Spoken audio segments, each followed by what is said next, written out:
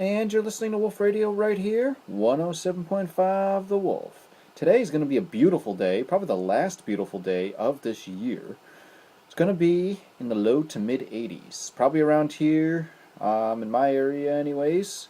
It's going to be in the upper 70s, but it's going to be a beautiful day. Probably won't see these temperatures until next summer. Yeah, I can't stand the winter. Not a fan of the cold weather either. But, hey, that's what we got to deal with when you live here in New England. If you look outside, you can see here that the trees are already starting to change. Actually, they started changing quite a few weeks ago around here. It's kind of sad, and you can see the leaves starting to change because it's been getting down into the lower 40s and the upper 30s around these areas.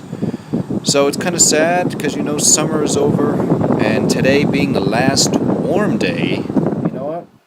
It's the middle of September, so the trees are starting to change. So, with that said, we have Daughtry up next with September. I always seem to play this song after we talk about the weather because it's the month we are in.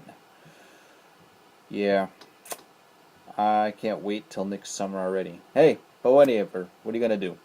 That's what happens here. Here's Daughtry right now on Wolf Radio, September.